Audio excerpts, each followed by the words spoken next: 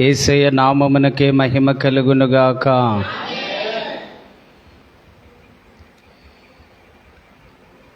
నిజంగా మన మధ్యన ఉన్న ఇజ్రాయెల్ అన్న గారు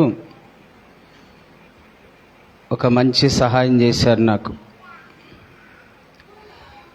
నా కంటి ఆపరేషన్ చేయించుకున్నాను నేను. అలాగే మీటింగ్స్ కూడా పెట్టుకున్నాం. ఎక్కడికి తిరగడానికి లేదు నాకు.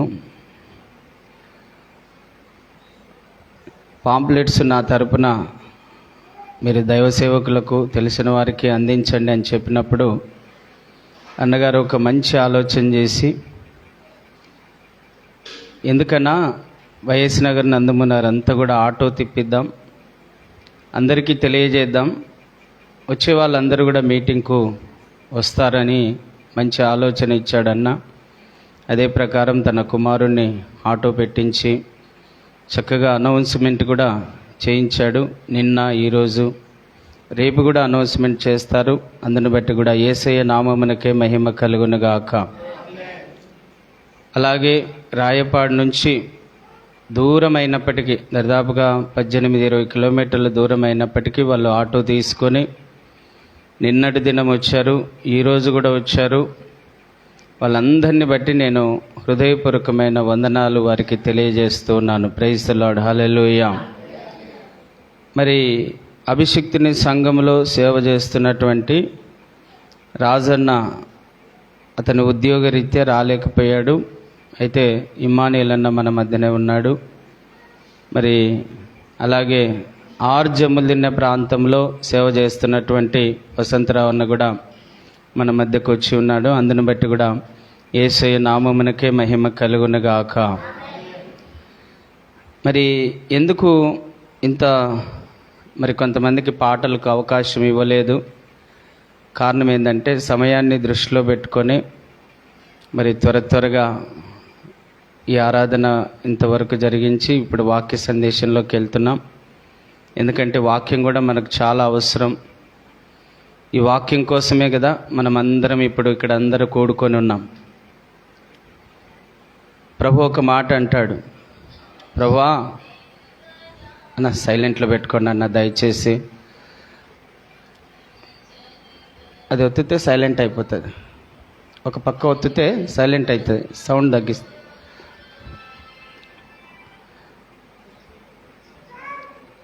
దయచేసి మీ సెల్ ఫోన్లు ఎవరైనా ఉంటే సైలెంట్లో పెట్టుకోండి అన్న.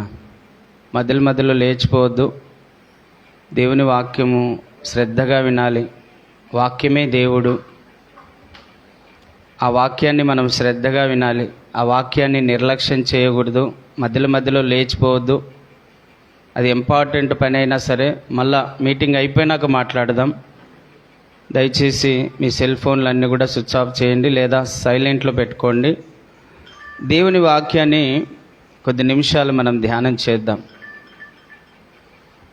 ప్రభునందు ప్రియులారా, యేసు ప్రభు ఒక మాట అంటాడండి. ప్రభా, నీ తల్లి నీ సహోదరుడు బయట నిలబడి ఉన్నారు, నీ కోసం వెయిట్ చేస్తున్నారంటే ప్రభు అన్నాడండి, అన్నా అది తీసేయమని, పూర్తిగా కట్ చేసాను, వద్దు, మ్యూజిక్ ఏం వద్దు నాన్న. యేసు ప్రభు, ఎవరు నా తల్లి, ఎవరు నా సహోదరుడు? వింటున్నారమ్మా? ఎవరు నా తల్లి, ఎవరు నా సహోదరుడు? నా వాక్యమును విని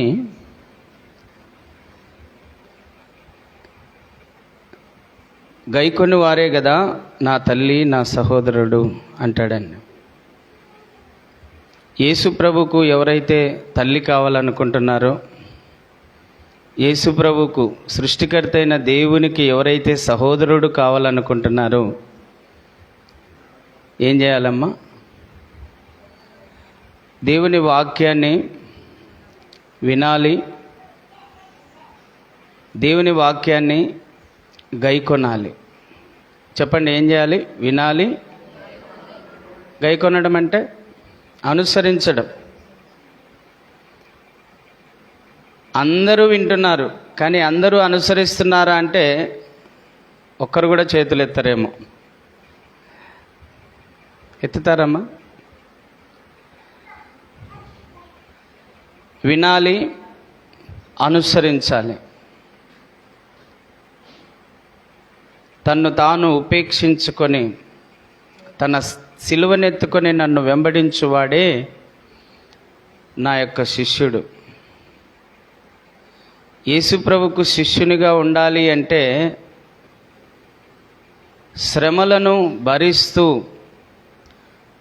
బాధలను, కష్టాలను అనుభవిస్తూ, ఆయనను వెంబడిస్తూ ఆయన అడుగుల్లో అడుగులు వేయాలండి. వాళ్ళే ఆయన శిష్యులు. కాబట్టి శ్రద్ధగా దేవుని వాక్యాన్ని విందాం.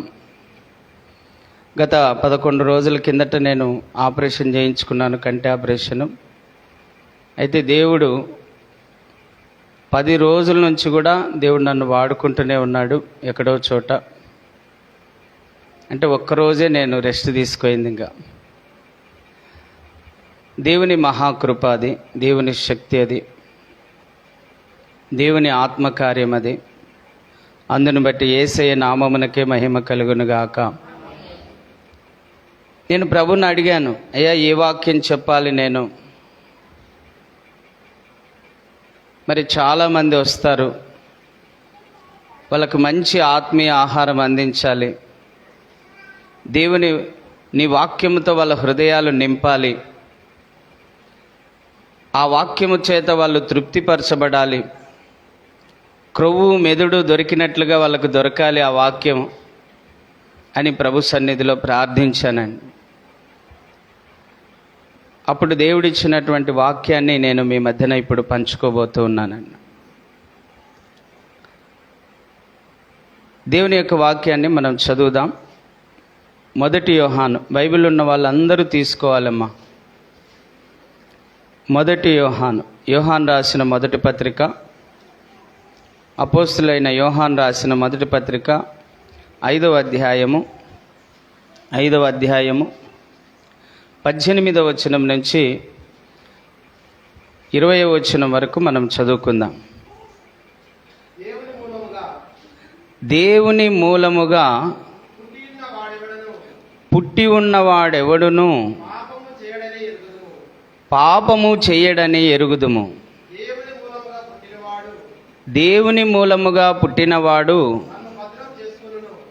తన్ను భద్రము చేసుకొనును. కనుక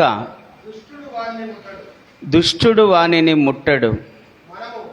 మనము దేవుని సంబంధులమనియు లోకమంతయు దుష్టత్వమందు పడి ఉన్నదనియు ఎరుగుదుము.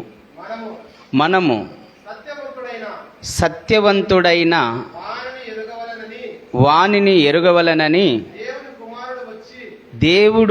దేవుని కుమారుడు వచ్చి మనకు వివేకము అనుగ్రహించి ఉన్నాడు అని ఎరుగుదుము. మనము దేవుని కుమారుడైన యేసుక్రీస్తునందున్న వారమై సత్యవంతుని యందు ఉన్నాము. ఆయనే నిజమైన దేవుడును నిత్య జీవమునై ఉన్నాడు. హల్లెలూయా. యేసయ్య నామమునకే మహిమ కలుగునుగాక. ప్రభునందు ప్రియులారా, దేవుని మూలముగా పుట్టినవాడు పాపము చేయడు. దేవుని మూలంగా పుట్టాడు అని చెప్తున్నాడండి యోహాను. అంటే దేవుని మూలంగా పుట్టని వారు కూడా ఉన్నారనే కదా అర్థం. వింటున్నారా? దేవుని మూలంగా పుట్టిన వారు ఉన్నారంట. దేవుని మూలంగా కాకుండా అపవాది మూలంగా పుట్టిన వాళ్ళు కూడా ఉన్నారంట. ఏ పుట్టుకను గురించి మాట్లాడుతూ ఉన్నాడు? ఇది తల్లి గర్భములో నుంచి పుట్టే విధానమును గురించి కాదండి మాట్లాడేది. ఆత్మీయంగా మనం జన్మించేటువంటి విధానమును గురించి మాట్లాడుతూ ఉన్నాడండి. దేవుని మూలముగా పుట్టిన వారున్నారు, అపవాది మూలముగా పుట్టిన వారు కూడా ఉన్నారు. సంఘంలో గోధుమలు ఉన్నాయి అమ్మా, వింటున్నారా? సంఘంలో గురువులు కూడా ఉన్నాయి. సంఘంలో బుద్ధిగల కన్యకలు ఉన్నారు, బుద్ధి లేని కన్యకలు కూడా ఉన్నారు. సంఘంలో గొర్రెలున్నాయి, తర్వాత మేకలు కూడా ఉన్నాయి. బాగా గుర్తుపెట్టుకోవాలి మీరు. దేవుడు బయలుపరిచినటువంటి సత్యవాక్యం ఇది. దేవుని మూలముగా పుట్టిన వారు ఉన్నారు, అపవాది మూలముగా పుట్టిన వారు ఉన్నారు.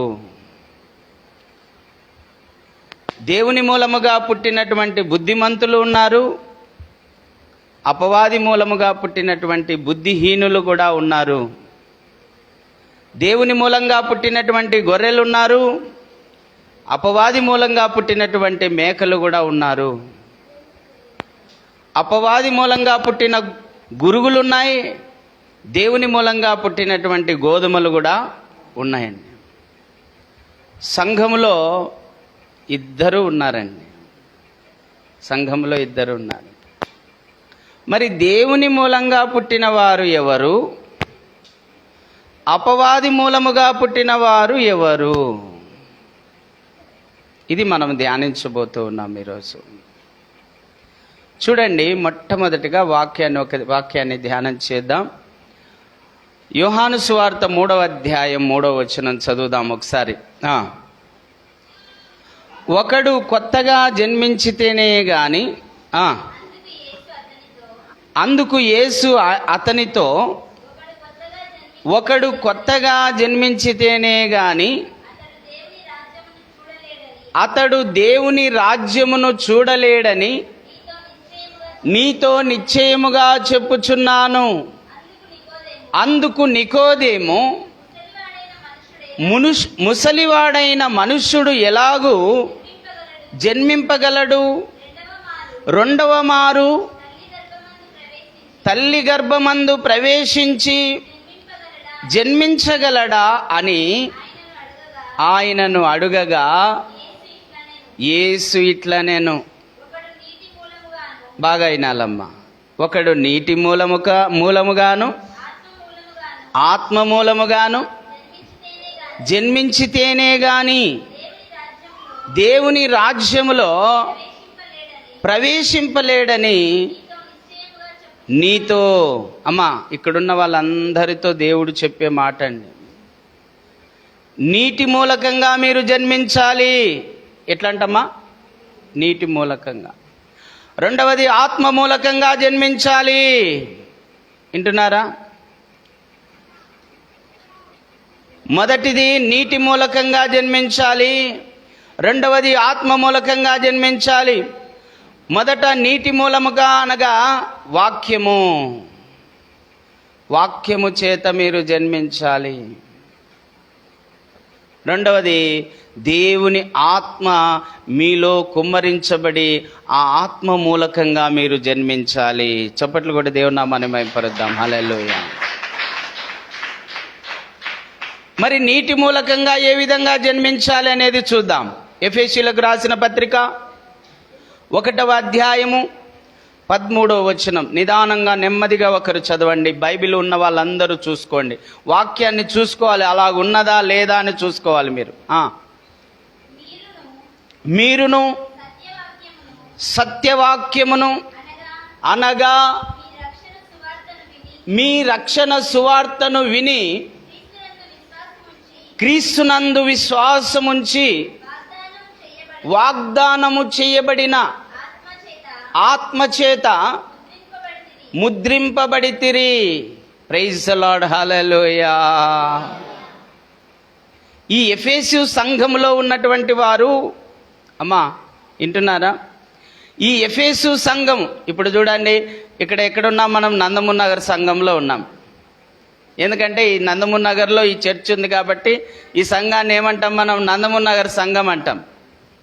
అలాగే ఎఫెసు అనే పట్టణంలో ఒక సంఘం ఉంది.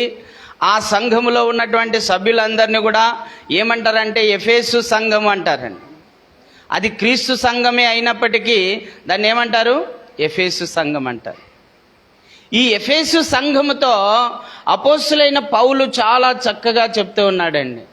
అయ్యలారా, మేము బోధించినటువంటి ఆ పరలోకము నుండి వచ్చినటువంటి ఆ దివ్య వాక్కు, ఆ సత్యవాక్కు, ఆ సత్య సువార్త మేము మీకు ప్రకటించుట ద్వారా మీరు ఇప్పుడు రక్షణ పొంది ఆత్మచేత ముద్ర వేయబడి ఉన్నారు. హల్లెలూయా. ఎట్లా రక్షించబడ్డారంటమ్మా వీళ్ళు? దేవుని వాక్యము చేత. ఎట్లా రక్షించబడ్డారంట వీళ్ళు? దేవుని వాక్యమును విని, దేవుని సత్యవాక్యమును, సత్య సువార్తను విని,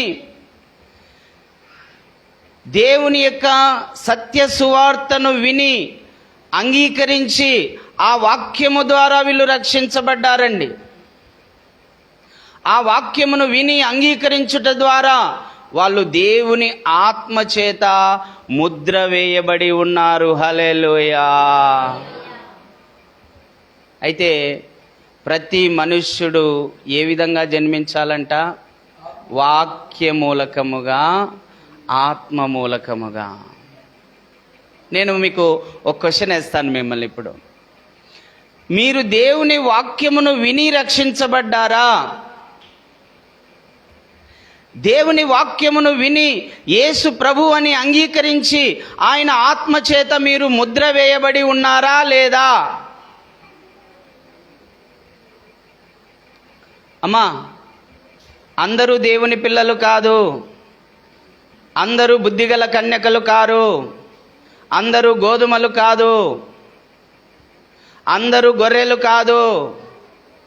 ఆ గొర్రెగాను ఉండాలి అంటే, ఆ గోధుమ గింజగాను ఉండాలి అంటే, అమ్మా ఆ బుద్ధిగల కన్యకగాను ఉండాలి అంటే నువ్వు దేవుని వాక్య మూలకంగా పుట్టి ఉండాలి. దేవుని ఆత్మ మూలకంగా నువ్వు పుట్టి ఉండాలి. నందమూరి నగర్లో మేము ఒక ఇంటికి వెళ్ళి ప్రార్థన చేసినప్పుడు, వాళ్ళు చాకలి వాళ్ళు, ఆమె పేరు సుబ్బలక్ష్మమ్మ. వాళ్ళ ఇంటికి వెళ్ళి ప్రార్థన చేసినప్పుడు ఆ దురాత్మ వెళ్ళిపోయింది. హడావుడిగా చర్చికి వచ్చేసింది. బాగా చర్చికి వచ్చేసి ఇక పరిచర్య చేయడం, వంటలు వండడం, అవి చేయడం, ఇవి చేయడం, బాగా చాలా బాగా చేస్తూ ఉంది. బాగా వస్తుంది, వెళ్తుంది. కానీ నేను గ్రహించింది ఏంటంటే, ఈమె దేవుని ద్వారా స్వస్థత పొందింది, కానీ వాక్య మూలకంగా ఈమె జన్మించలేదు. దేవుని ఆత్మచేత ఇంకా ముద్ర వేయబడలేదు. దేవుని ఆత్మచేత ఇంకా నింపబడలేదు. దేవుని వాక్యమును అంగీకరిస్తేనే దేవుని ఆత్మ వాళ్ళలో ప్రవేశిస్తుందండి. బాగా వినాలమ్మా. దేవుని వాక్యము వింటేనే, ఆ వినినది గ్రహిస్తేనే, ఆ వినినది అంగీకరిస్తేనే వారు దేవుని ఆత్మచేత ముద్ర వేయబడతారు. అన్ని వాక్యాలు చూపించాలంటే మీకు సమయం ఎక్కువైతుంది. నేను త్వరగా చెప్తాను. 1 కొరింథీ 12వ అధ్యాయం 1-2 వచనాల్లో రాయబడిందండి. యేసు ప్రభు అని ఎవరైతే అంగీకరిస్తారో వారు దేవుని ఆత్మచేత ముద్ర వేయబడిన వారు. దేవుని ఆత్మ వారిలో ఉంది. అమ్మా, ఈమె చాలా రోజులు బాగా అటు ఇటు తిరిగి బాగా చర్చిలో ఉత్సాహంగా కనబడింది, కానీ కొద్ది రోజులకు మాయమైపోయింది. ఎందుకు? దేవుని వాక్య మూలకంగా ఆమె పుట్టలేదు. దేవుని ఆత్మ మూలకంగా ఆమె జన్మించలేదు. ఒకడు వాక్య మూలకంగాను, ఒకడు ఆత్మ మూలకంగాను జన్మిస్తేనే వాడు దేవునిలో స్థిరంగా ఉండగలుగుతాడండి. దేవుని మార్గంలో వాళ్ళు చక్కగా నడవగలుగుతారు. దేవుని రాజ్యానికి వాళ్ళు వారసులు అవ్వగలుగుతారు. అంతేగాని వాళ్ళు దేవునిలో స్థిరంగా ఉండరు. దేవుని వాక్య మూలకంగా జన్మించకపోతే వాళ్ళు దేవుని యొక్క సంఘంలో వాళ్ళు స్థిరంగా ఉండరు. శ్రమ వచ్చినప్పుడో, కష్టం వచ్చినప్పుడో, బాధ వచ్చినప్పుడో వాళ్ళు వెళ్ళిపోతారు. యేసుప్రభు ఒక ఉపమానం చెప్పాడండి. అమ్మా, ముళ్ళ పొదల్లో పడిన విత్తనము, రాతి నేలలో పడినటువంటి విత్తనము, త్రోవ పక్కన పడినటువంటి విత్తనము, సారవంతమైన నేలలో పడినటువంటి ఆ విత్తనం ఏంది? దేవుని వాక్యము. దేవుని వాక్యము సారవంతమైన హృదయములో పడినప్పుడు మాత్రమే ఆ వాక్యము హృదయములో మొలుస్తుంది, అది ఫలిస్తుంది. ఈరోజు మీరు సంఘంలో ఉన్నారు ఇంతమంది, మరి అందరూ దేవుని వాక్య మూలకంగా జన్మించారా అంటే కొంతమంది సమాధానం చెప్పలేరు. అందరూ దేవుని ఆత్మ మూలకంగా జన్మించారా అంటే మీరు సమాధానం చెప్పలేరు. దేవుని వాక్య మూలకంగా జన్మించాలి. చూడండి, అపోస్తల కార్యములు 10వ అధ్యాయం, బైబిల్ ఉన్న వాళ్ళందరూ తీయాలి. అపోస్తల కార్యములు 10వ అధ్యాయం 44వ వచనం నుంచి చదువుదాం. పేతురు ఈ మాటలు ఇంకను చెప్పుచూ ఉండగా అతని బోధ విన్నవారందరి మీదికి పరిశుద్ధాత్మ దిగెను. సున్నతి పొందిన వారిలో పేతురుతో కూడా వచ్చిన విశ్వాసులందరూ పరిశుద్ధాత్మ అనే వరము అన్యజనుల మీద సైతము కుమ్మరించబడుట చూచి విభ్రాంతి నొందిరి. ఏలయనగా వారు భాషలతో మాట్లాడుచు దేవుని గణపరచుచుండగా వినిరి. అందుకు పేతురు, మనవలే పరిశుద్ధాత్మను పొందిన వీరు బాప్తిస్మము పొందకుండా ఎవడైనను నీళ్లకు ఆటంకము చేయగలడా? హల్లెలూయా! ఎంత గొప్ప మాట అండి. పేతురు చెప్పాడు కొర్నేలు ఇంటిలో. ఎక్కడ చెప్పాడమ్మా? ఇక్కడ ఎక్కడ చెప్పబడుతుంది? అభిషిక్తుని సంఘములో వాక్యం చెప్పబడుతుంది. ఇప్పుడు అక్కడ ఆనాడు కొర్నేలు ఇంటిలో వాక్యము చెప్పబడుతూ ఉంది. పేతురు వాక్యాన్ని చెప్తూ ఉన్నాడు. అయ్యలారా, యేసుక్రీస్తు అందరికీ ప్రభువైనాడు. యేసుక్రీస్తే నిజమైన దేవుడైనాడు. యేసుక్రీస్తే లోకరక్షకుడైనాడు. యేసుక్రీస్తే జీవాధిపతి అయిన దేవుడైనాడు. పై వచనాల్లో ఉంటాయి అవన్నీ కూడా, మీరు తర్వాత ఇంటి దగ్గర చదవండి. యేసుక్రీస్తే జీవాధిపతి అయిన దేవుడైనాడు. ఆయన సర్వ మానవాళి పాపముల కొరకు సిలువలో మరణించి రక్తమును కార్చి ఆత్మార్పణ చేసి సమాధిలో పెట్టబడి తిరిగి 3వ దినం లేచాడు. అందుకు మేము సాక్షులము. ఇదిగో ఆయనే మనకు నిత్య జీవమిచ్చే దేవుడు. ఆయనే మనకు మోక్షమిచ్చే దేవుడు. ఆయన ద్వారా మీరు పాప క్షమాపణ పొందండి. ఆయనను నమ్మి బాప్తిసం పొందండి. ఎవరైతే యేసు ప్రభు అని నమ్మి బాప్తిసం పొందుతారో వారు పరిశుద్ధాత్మ అనే వరమును పొందుకుంటారు.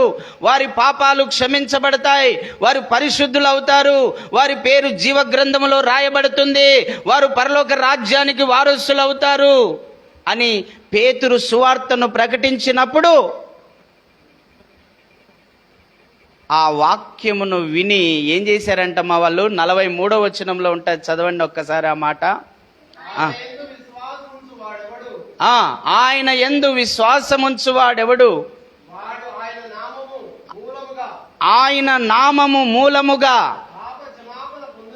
పాప క్షమాపణ పొందునని ప్రవక్తలందరూ ఆయనను గూర్చి సాక్ష్యమిచ్చుచున్నారనేను. 44 పేతురు ఈ మాటలు ఇంకను చెప్పుచూ ఉండగా అతని బోధ విన్న వారందరి మీదికి పరిశుద్ధాత్మ దిగెను. హల్లెలూయా. పేతురు చెప్పిన మాటలు వారు విన్నారు, అంగీకరించారు, హృదయంలో విశ్వసించారండి. వింటున్నారమ్మా? పేతురు చెప్పిన మాట, యేసుక్రీస్తు సర్వ ప్రపంచానికి ప్రభువైనాడు, సర్వ ప్రపంచానికి దేవుడైనాడు, ఆయనే జీవాధిపతి అయిన దేవుడు, ఆయన ద్వారానే మనకు పాపక్షమాపణ కలుగుతుంది, ఆయన ద్వారానే మనకు మోక్షం కలుగుతుందన్న మాట వారు నమ్మారండి. అమ్మ, ఎంతమంది నమ్ముతున్నారు ఇక్కడ ఉన్న వాళ్ళలో? నేనైతే నమ్ముతున్నా. Praise the Lord. హల్లెలూయా. నమ్మిన ప్రతి వారి మీదకి ఏమొచ్చిందంటమ్మా? పరిశుద్ధాత్మ వారు పొందుకున్నారండి. పరిశుద్ధాత్మతో నింపబడ్డారు.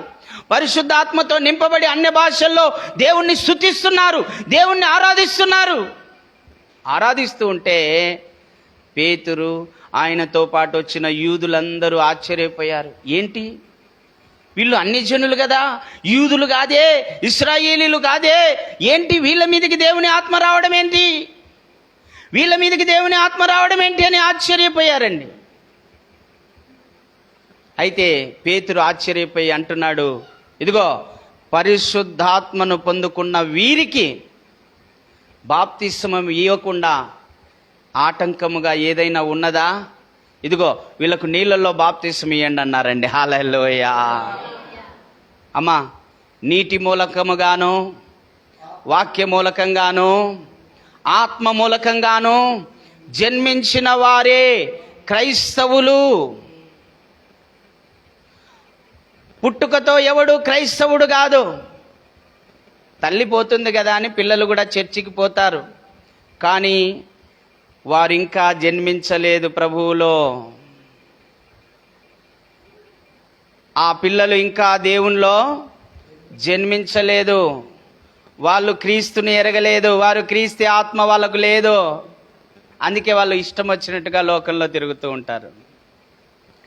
వాడు కూడా దేవుని వాక్యమును విని ఆ వాక్య మూలకంగా జన్మిస్తే, ఆ ఆత్మ మూలకంగా జన్మిస్తే, వాడు కూడా, ఆ స్త్రీ కూడా, ఆ పురుషుడు కూడా, లేకపోతే ఆ యవనస్తురాలు కూడా, ఆ యవనస్తుడు కూడా క్రైస్తవునిగా చేయబడతాడు. హల్లెలూయా.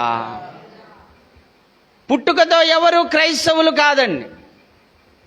దేవుని వాక్య మూలకంగా జన్మిస్తేనే వాడు క్రీస్తుని ఎరిగినవాడు. దేవుని ఆత్మ మూలకంగా జన్మిస్తేనే వాడు క్రీస్తుని ఎరిగినటువంటి వాడండి. అదే ప్రభు చాలా స్పష్టంగా మనతో మాట్లాడుతున్నటువంటి మాట అండి. ప్రభునందు ప్రియులారా, చాలా చక్కగా దేవుడు మనకు వివరిస్తూ ఉన్నాడు ఈ మాటలన్నీ కూడా. అయ్యా, దేవుని మూలకముగా పుట్టినవాడు ఎన్నడూ పాపము చేయడు. పాపము చేయువాడు అపవాది సంబంధి. పాపము చేయువాడు అపవాది సంబంధి. దేవుని మూలముగా పుట్టినవాడు తన్ను తాను భద్రము చేసుకొనును. చదువుదాం. 1 యోహాను. బైబిల్ ఉన్న వాళ్ళందరూ తీయాలి, చూడాలి, వాక్యాన్ని గ్రహించాలి. 5వ అధ్యాయం 1వ వచనం. 5వ అధ్యాయం 1వ వచనం. యేసే క్రీస్తయున్నాడని నమ్ము ప్రతి వాడును దేవుని మూలముగా పుట్టి ఉన్నాడు. పుట్టించిన వానిని ప్రేమించు ప్రతి వాడును ఆయన మూలముగా పుట్టిన వానిని ప్రేమించును. మనము దేవుని ప్రేమించుదము. మనము దేవుని ప్రేమించుచు ఆయన ఆజ్ఞలను నెరవేర్చిన వారమైతిమా. దేవుని పిల్లలను ప్రేమించుచున్నామని దాని వలనే ఎరుగుదుము. హల్లెలూయా. చూడండి, చాలా స్పష్టంగా చెప్తూ ఉన్నాడండి యోహాను. యేసు క్రీస్తయున్నాడని వాడు తప్ప ఎవడు ఇంకా దేవుని మూలంగా పుట్టాడు అని అంటే ఎవరనేవాడు? యేసు క్రీస్తయున్నాడని నమ్మువాడే. హల్లెలూయా. యేసు అభిషిక్తుడని, యేసు క్రీస్తని, యేసు సర్వాధికారి అయిన దేవుడయిండి నిరంతరము స్తోత్రార్హుడని, యేసు ప్రభువని, యేసు దేవుడని, యేసు లోకరక్షకుడని ఎవడైతే విశ్వసిస్తాడో వాడే దేవుని మూలముగా పుట్టినవాడు. హల్లెలూయా. ఇదే యోహాను అంటాడండి, ఎవడైతే యేసుక్రీస్తును దేవుని కుమారుడని అంగీకరించడో వాడు మన సంబంధి కాదు, వానికి వందన వచనమైనను మీరు చెప్పకండి అని రాయబడిందండి. హల్లెలూయా.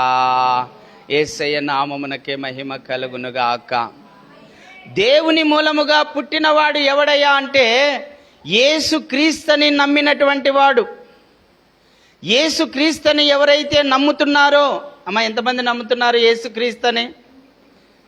యేసు అభిషిక్తుడని, యేసు దైవాత్మ గలవాడని, యేసుక్రీస్తు పరమాత్మని ప్రత్యక్ష స్వరూపమైన దేవుడని ఎంతమంది నమ్ముతున్నారో వాళ్ళందరూ దేవుని మూలముగా పుట్టిన వారు. చప్పట్లు కొట్టి దేవుని నామాన్ని మహిమపరుద్దాం. హల్లెలూయా. యేసయ్య నామమునకే మహిమ కలుగునుగాక. 1 యోహాను 4వ అధ్యాయం 7వ వచనం చదువుదాం ఒకసారి ఆ మాటను. ప్రియులారా, మనము ఒకనికొకడు ప్రేమింతము, ఏలయనగా. ఎక్కడి నుంచి కలుగుతుందంటమ్మా ప్రేమ? ఇందాకేమన్నాడు అక్కడ 5వ అధ్యాయంలో? దేవుని మూలముగా పుట్టిన వాడు దేవుని మూలముగా పుట్టిన వానిని ప్రేమిస్తాడు. వింటున్నారా? ఇక్కడ చూడండి తల్లి, దేవుని మూలంగా పుట్టినవాడు దేవుని మూలముగా పుట్టిన వానిని ప్రేమిస్తాడు. ఇక్కడ కూడా చెప్తున్నాడు చూడండి.